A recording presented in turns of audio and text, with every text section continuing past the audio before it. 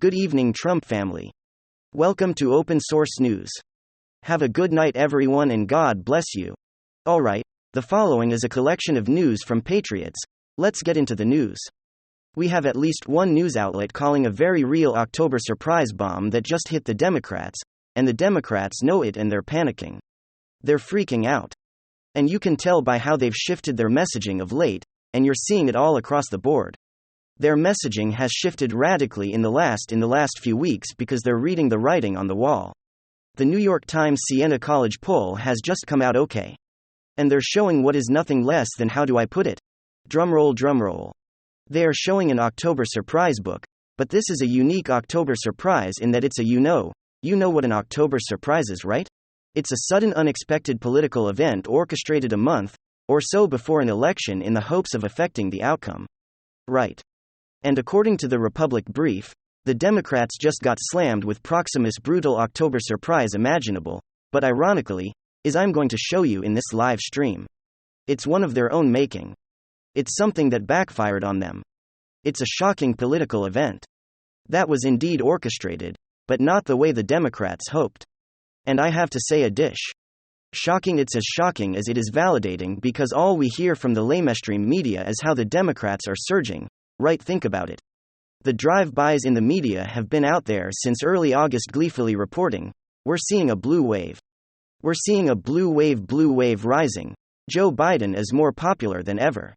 Look at all these legislative victory. Even Joe Manchin is behind his man job. Build Back Better is better than ever. The Republican Party is falling apart. Well, women across the nation are rising up and pushing back against those old true Christian nationalist Republican Supreme Court justices. The American electorate is finally turning their backs on Trump and the insurrectionists who together pose the single greatest threat to our democracy since 9/11. That's no bad, I'm gonna play that one back. That's all we've been hearing over the last few months. All these Republican candidates, in Arizona and Georgia and Pennsylvania, they're all election deniers. Conspiracy theorists, QAnon quacks, no one takes them seriously. No way. No one's gonna vote from their down 90 points in the polls. But look at how amazing John Fetterman is. John Fetterman. Something out of a Hammer horror film, man. John Fetterman needs Democrats actually think John Fetterman is like the most amazing candidate. How dare you? How dare you suggest he's unfit for office? Because he can't talk? Because he can't form a coherent sentence. Don't you know who's our president? How dare you? So that's all we've been getting since the middle of the summer from the lamestream media, and then all of a sudden, this bombshell hits. This is from the New York Times Siena College poll. It's just come out, showing an astonishing, get this, 32-point shift among independent women support from Democrats to Republicans in 1 month. The poll shows that 49% of likely voters said they plan to vote for the Republican to represent them in Congress on November 8, compare with 45% who plan to vote for Democrat. That's the so-called generic ballot. That's what we've been consistently seeing. Republicans are sitting in a 4-point lead. By the way, we have a brand new poll that just dropped today from Barry's that's gonna blow your mind. The lead is even bigger than that. And by the way, that's huge given, when Democrats win, Republicans have a 4-point lead. You have to understand that's consent. That's including oversampling of Democrats. Alright. So you got to keep that in mind. Because cosmopolitan areas are easier to pull than rural areas, and cosmopolitan areas overwhelming Democrat. The result of this 4-point lead the Republicans have represents an improvement for Republicans since September, when Democrats held a 1-point lead. The biggest shift came from women who identified as independent voters in September, so we're just talking a month ago, they favored the Democrats by 14 points.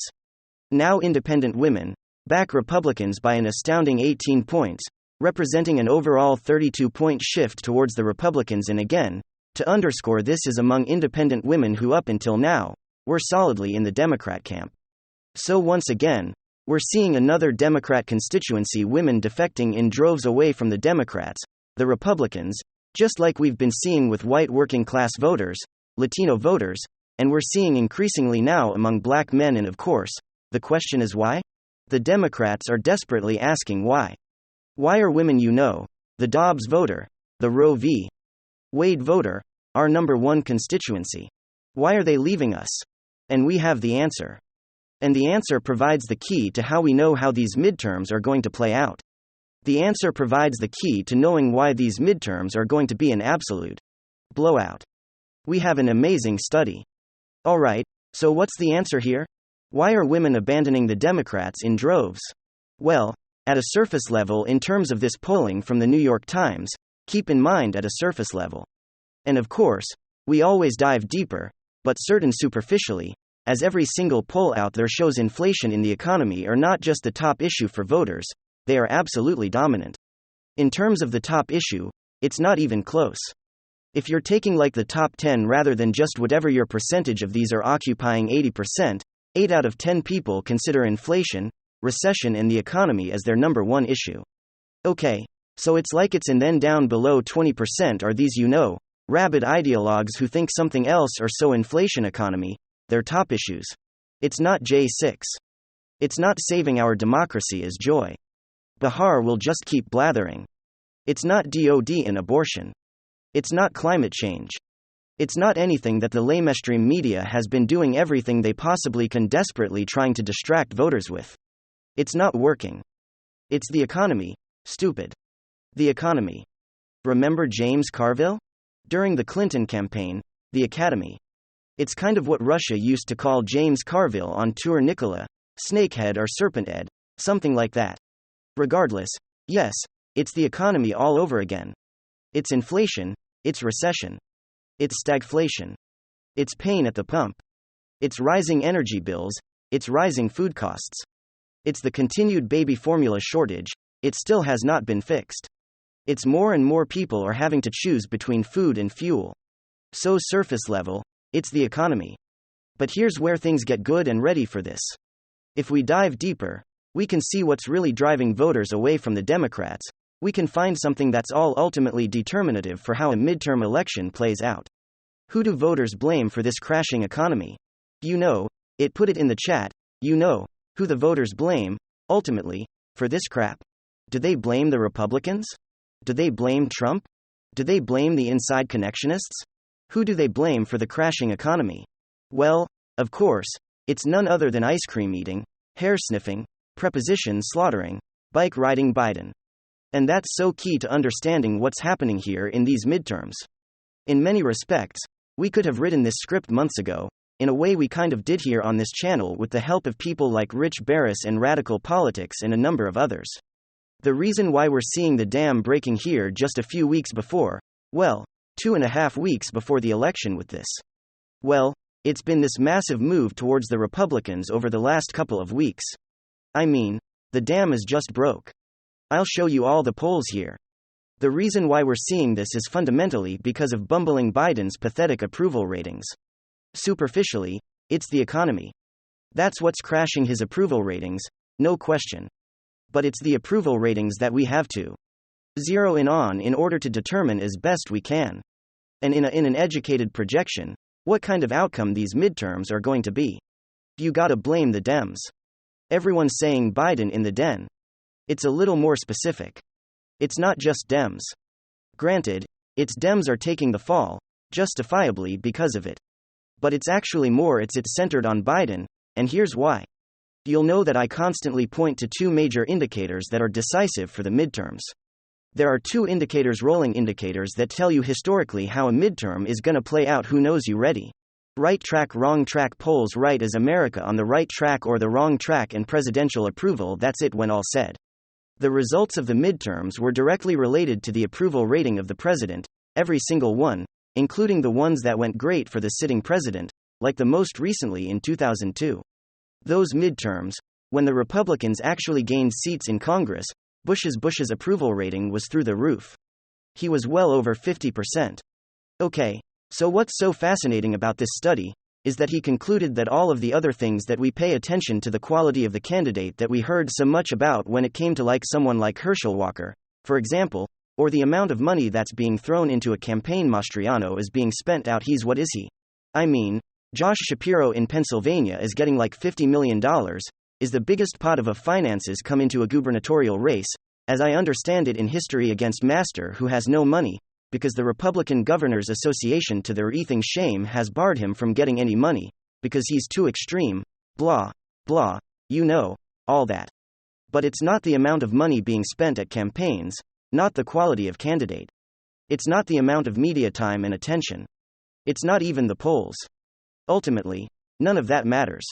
According to the historical data, none of that matters. What ultimately matters is presidential approval.